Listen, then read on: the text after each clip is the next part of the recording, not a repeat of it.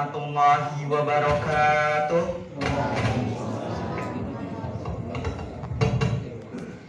Alhamdulillahi wa kafa, wassalatu wassalamu ala rasulillahil mustafa wa ala alihi wa sahbihi wa man wafa, amma ba'd. Asyhadu an la ilaha illallah wahdahu la syarikalah wa asyhadu anna Muhammadan abduhu wa rasuluh. Pertama-tama dan yang paling utama adalah kita panjatkan puja dan puji syukur kita atas kehadirat Allah Subhanahu wa taala. Atas segala nikmat yang telah Allah berikan kepada kita, mulai dari nikmat sehat, nikmat sempat, dan nikmat-nikmat yang lainnya. Hadirin sekalian dirahmati Allah Subhanahu wa taala. Kedua kalinya marilah kita panjatkan puja dan puji syukur kita atas kehadirat Allah. Salawat dan salam adalah kita selalu hantarkan kepada junjungan kita, kepada baginda kita Nabi besar Muhammad Sallallahu Alaihi Wasallam. Atas segala perjuangan kerja keras beliau dalam memperjuangkan agama Islam, sampai detik ini kita masih bisa merasakan manisnya iman dan indahnya ajaran agama Islam.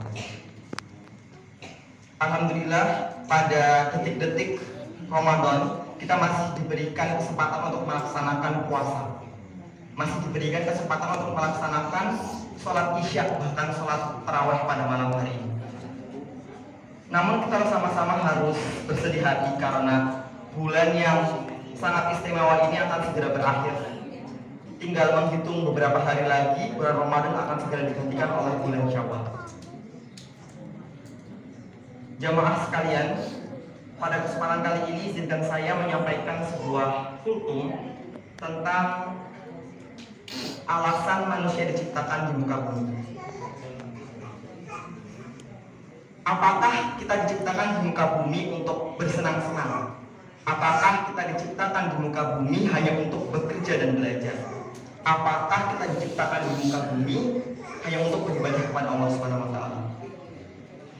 Saya sering waktu di sekolah bersama teman-teman itu membicarakan alasan kita di muka bumi itu adalah karena Nabi Adam alaihissalam.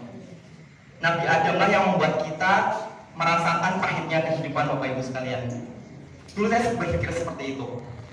Jikalau Nabi Adam tidak memakan buah khuldi dan melanggar larang Allah, maka tidak akan ada umat manusia dan tidak akan adanya orang-orang seperti kita yang merasakan pahitnya kehidupan. Namun setelah dipikir-pikir lagi, bahwasanya pemikiran seperti itu adalah pemikiran yang sangat pendek Bapak Ibu sekalian. Karena tentu alasan sesungguhnya manusia itu ada di muka bumi adalah skenario dari Allah Subhanahu wa taala. Nabi Adam hanyalah perantara awal untuk kita sebagai umat manusia lahir di muka bumi. Lalu alasan apa yang membuat Allah memutuskan menciptakan manusia sebagai penduduk, salah satu penduduk di muka bumi? Alasan yang pertama yakni untuk menjadi seorang khalifah. Mungkin Bapak Ibu sudah tidak asing lagi dengan Quran surat Al-Baqarah ayat 30 yang berbunyi, wa idz qala rabbuka lil malaikati inni ja'ilun fil ardi khalifah qalu ataj'alu fiha man yufsidu fiha wa yasfiku dima wa nahnu nusabbihu bihamdika wa nuqaddisu lak qala inni a'lamu ma la ta'lamun. Dan ingatlah ketika Tuhanmu berfirman kepada para malaikat, Aku hendak menjadikan khalifah di bumi. Mereka berkata, apakah engkau hendak menjadikan orang yang merusak dan menumpahkan darah di sana, sedangkan kami bertasbih memujimu dan menyucikan namamu? Allah SWT berfirman, sungguh aku mengetahui apa yang engkau tidak ketahui. Bapak Ibu sekalian, dari Quran surat Al-Baqarah ini cukup istilahnya menampar diri saya, karena pada saat penciptaan manusia, malaikat sudah tahu kita sebagai umat manusia akan berbuat kerusakan dan akan menumpahkan darah di muka bumi, yakni berbuat peperangan. Malaikat di saat itu sudah kita sebut malaikat di situ seuzon terhadap umat manusia, tidak percaya umat manusia dapat menjadikan bumi sebagai tempat yang aman dan nyaman untuk suatu kehidupan. Namun Allah berfirman bahwasanya malaikat tidak mengetahui apa yang aku ketahui. tentu diturunkannya manusia, Allah memiliki keyakinan bahwa kita mampu menjadikan bumi sebagai tempat yang sangat luar biasa. Memang betul kita akan berbuat kerusakan dan kita akan berbuat pertumpahan darah atau peperangan. Namun Allah membekali kita akal dan hati, Bapak Ibu sekalian. Akal dan hati merupakan suatu hal yang bisa dibilang paling istimewa di antara makhluk-makhluk yang lain. Kita yang diberikan kelebihan untuk berpikir dan bisa merasakan. Maka dari itu Allah yakin manusia akan menjadikan bumi sebagai tempat yang baik, sehingga Allah jadikan manusia sebagai khalifah. Itu adalah alasan yang pertama mengapa Allah memilih kita sebagai khalifah di muka bumi. Nah, yang jadi pertanyaannya, lalu bagaimana khalifah yang baik? Bagaimana khalifah yang harus ada di muka bumi? Oke, Bapak Ibu sekalian, mungkin pengertian khalifah itu sangatlah luas dan bermacam-macam. Jadi dalam mengartikan sebuah khalifah, mungkin setiap dari kita memiliki pandangan yang berbeda-beda. Ada yang memandangnya dengan sosok yang sangat cerdas, seorang pemimpin yang cerdas. Ada yang memandangnya sebagai sosok yang amanah, tabligh dan lain sebagainya. Dan ketika kita memiliki suatu kriteria seorang pemimpin atau seorang khalifah, misalnya saya ingin dipimpin oleh orang yang cerdas, maka secara tidak langsung kita juga menilai diri kita. Karena apa? Karena kita semua di sini adalah khalifah. Ketika kita ingin ketika kita ingin memiliki pemimpin yang cerdas, maka secara tidak langsung kita juga harus berusaha untuk menjadi sosok yang cerdas. Karena kita adalah khalifah bagi diri kita maupun orang-orang yang ada di sekitar kita, Bapak Ibu sekalian. Lalu alasan yang kedua, mengapa Allah menciptakan umat manusia adalah untuk beribadah kepada Allah. Seperti dalam Quran surat Az-Zariyat ayat 56 yang berbunyi, wa ma khalaqtul jinna wal insa illa liya'budun.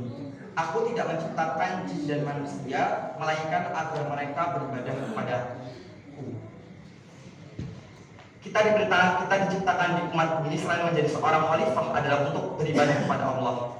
Namun harus digarisbawahi, Allah tidak membutuhkan ibadah kita, tapi kita yang membutuhkan Allah. Kita beribadah agar kita mendapat ridho untuk mendapatkan surganya di akhirat kelak. Jadi kita melaksanakan sholat, kita melaksanakan zakat, puasa dan lain sebagainya, itu bukan karena Allah membutuhkan ibadah kita, tapi kita yang membutuhkan Allah, dan salah satunya dengan cara beribadah. Selain beribadah, alasan juga kenapa kita diciptakan di muka bumi adalah untuk saling mengenal, Bapak Ibu sekalian. Di dalam Quran surat Al-Hujurat ayat 13 yang artinya, wahai manusia, sungguh kami telah menciptakan kamu dari seorang laki-laki dan seorang perempuan. Kemudian kami jadikan kamu berbangsa-bangsa dan bersuku-suku agar kamu saling mengenal. Sesungguhnya yang paling mulia di antara kamu di sisi Allah ialah orang-orang yang bertakwa. Sungguh Allah mengetahui Maha Teliti. Jadi salah satu diciptakan manusia adalah kita mau saling mengenal, Bapak Ibu sekalian. Dan mungkin Bapak Ibu sering menganggap bahwasannya orang yang ganteng itu orang yang kulitnya putih, yang badannya tinggi, yang kakinya panjang. Orang yang cantik itu yang kulitnya mulus, habis itu badannya langsing dan sebagainya. Padahal Allah sengaja membuat kita tuh berlain-lain. Ada yang kulitnya hitam, ada yang kulitnya sawo matang, ada yang pendek dan ada yang tinggi. Itu dengan tujuan agar kita saling mengenal, Bapak Ibu sekalian. Maka dari itu, salah satu bentuk rasa syukur kita adalah dengan tidak membeda-bedakan dan tidak istilahnya membuat kesimpulan bahwasanya orang yang ganteng itu harus yang putih dan lain sebagainya. Karena semuanya adalah ciptaan Allah, semuanya merupakan bentuk ciptaan dari Allah Subhanahu wa taala. Habis itu alasan yang terakhir kenapa Allah menciptakan kita adalah untuk berpasangan, Bapak Ibu sekalian. Kita diciptakan oleh Allah Subhanahu wa taala adalah untuk berpasangan, sudah dipasangkan antara satu dengan lain, antara perempuan dan laki-laki. Agar apa? Agar kita mampu memperoleh keturunan, mampu istilahnya menghasilkan generasi-generasi berikutnya, generasi-generasi yang akan menyembah kepada Allah Subhanahu wa taala. Itu mungkin beberapa alasan dari diciptakannya umat manusia di muka bumi. Lalu ada sedikit tambahan, Bapak Ibu. Manusia itu diciptakan dari tanah. Dan diciptakannya manusia dari tanah itu bukan tanpa alasan apapun Bapak Ibu. Ada istilahnya filosofi tersendiri mengapa manusia itu diciptakan dari tanah. Ketika Bapak Ibu melihat tanah adalah sesuatu yang diam Bapak Ibu. Ketika kita menggali tanah, ketika kita merusak tanah, tapi tanah selalu memberikan kebaikan kepada kita, memberikan kita tempat untuk hidup dan lain sebagainya. Itu harus kita jadikan sebagai pelajaran, karena tanah yakni hal yang menjadi apa yang membuat manusia merupakan hal yang sangat suci Bapak Ibu, hal yang sangat memberikan banyak manfaat. Maka dari itu kita sama-sama selain introspeksi diri untuk menjadi sosok yang bermanfaat bagi sekitar kita. Mungkin cukup sekian dari saya. Bila mana banyak salah kata, saya mohon maaf sebenarnya. Nun wal qalam wa ma yasturun. Assalamualaikum warahmatullahi wabarakatuh.